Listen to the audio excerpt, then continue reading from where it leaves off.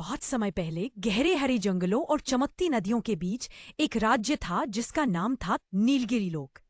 इस राज्य के बीचों बीच खड़ा था एक विशाल पुराना जादुई पेड़ जिसकी शाखाओं पर छोटे छोटे घर बने थे।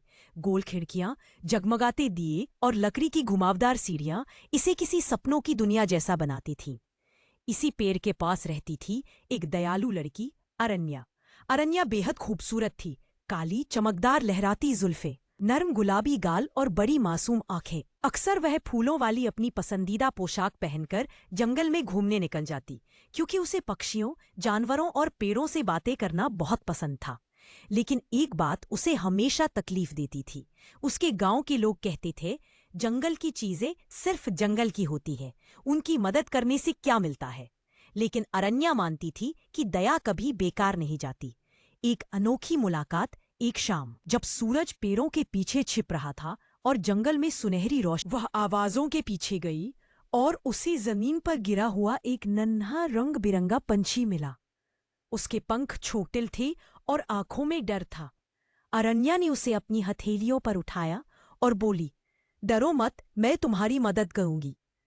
उसने पंछी को अपने छोटे से घर ले जाकर उसके पंख पर मरहम लगाया, उसे गर्म पानी दिया और मीठे फल खिलाए। चिड़िया ने पहली बार राहत की सांस ली और उसकी आंखें चमक उठीं। फिर धीरे धीरे कुछ दिनों में वह चिड़िया बिल्कुल ठीक हो गई। लेकिन इस दौरान अरण्या और उस छोटे पंछी के बीच एक बहुत गहरा रिश्ता बन चुका था। अरण्या उसे प्यार से नूरू कहती थी।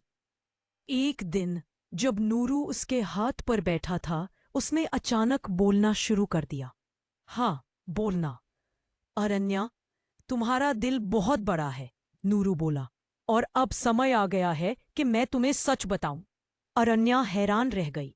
नूरू ने आगे कहा, मैं कोई साधारण चिड़िया नहीं हूं, मैं इस जंगल का रक्षक पक्षी हूं। जो भी सच्चे मन से मेरी मदद करता है, मैं उसे एक अनमोल इनाम देता हूं। अरण्या को समझ नहीं आया कि वह क्या बोले। उसने बस मुस्कुराकर कहा, नूरू, तुम्हारी मदद करना मेरा इनाम था। नूरू की आंखें चमक उठीं। यही तुम्हें खास बनाता है। फिर नूरू ने अपने छोटे से पंजे से उसकी हथेली छुई और अचानक चारों ओर चिंगारियों जैसी रोशनी घूमने लगी। पेड़ के पत्ते चमकने लगे और लकड़ी की घुमावदार सीढ़ियां सुनहरी रोशनी में दमकने लगी। नूरू ने अपने पंख फड़फड़ाए और आगे उड़कर एक पेड़ के तने पर बैठ गया। उसने चोंच से तने पर चोट की और धीरे धीरे तने में एक चमकता हुआ गोल दरवाजा बन गया। अरण्या ने आश्चर्य से पूछा, ये क्या है? नूरू बोला, यह सिर्फ उन्हीं के लिए खुलता है जिनके दिल में दया और सच्चाई हो। यह है तुम। अंदर एक लंबा चमकता हुआ गलियारा था, जैसे तारों की रोशनी से बनाया गया हो। दीवारों पर जंगल के हर जीव की तस्वीर थी, चींटी, हिरण, खरगोश, तितलियां, और सबसे आखिरी चित्र था अरण्या का। वो चौंक गई। ये मेरी तस्वीर यहाँ क्यों है?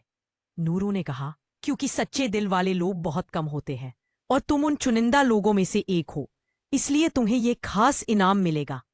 गलियारे के अंत में एक प्लेटफॉर्म था और उसके बीचों बीच एक जादुई बक्सा रखा था। बक्से पर फूलों की लतरें बनी थी और वह हल्की नीली रोशनी दे रहा था। नूरू ने कहा, इसे खोलो, ये तुम्हारी दयालुता का इनाम है। अरण्या ने धीरे धीरे बक्सा खोला। अंदर एक चमकीला क्रिस्टल का हार रखा था, हल्की गुलाबी और सुनहरी चमक वाला। जैसे ही उसने उसे छुआ, पूरे कमरे में रोशनी फैल गई।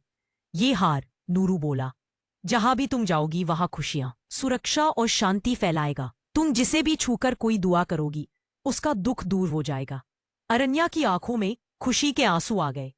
सच्ची परीक्षा उसी समय एक तेज गड़गड़ाहट हुई। मौसम अचानक बदल गया। नूरू घबराकर उड़ने लगा।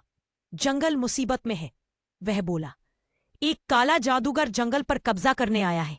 उसके जादू से पेड़ सूख रहे हैं और जानवरों में डर फैल रहा है। अरण्या ने पूछा, मैं क्या करूं? नूरू बोला, अपना दिल सुनो। अरण्या ने हार को पकड़ा और आंखें बंद करके कहा, इस जंगल को बचाने की शक्ति दो मुझे। हार तेजी से चमकने लगा। रोशनी पूरे जंगल में फैल गई। सूखे पेड़ हरे होने लगे, डरे हुए जानवर शांत हुए और नूरू ने उड़कर आसमान में चक्कर लगाया, मानो खुशी मना रहा हो। काला जादूगर रोशनी सहन नहीं कर पाया। और धुएं की तरह गायब हो गया। जंगल बच गया। जंगल के हर जीव ने उसके सम्मान में एक बड़ा समारोह किया। पेड़ फूलों से लद गए, पत्तों से आवाजें आईं, अरण्या जिंदाबाद। नूरू उसकी उंगली पर बैठकर बोला, तुम अब इस जंगल की रक्षक हो। तुम्हारी दया ने न सिर्फ मुझे बल्कि पूरे नीलगिरी लोक को जीवन दिया है। अरण्या मुस्कुराई। उसे अब समझ आ गया कि दया कभी बेकार नहीं जाती।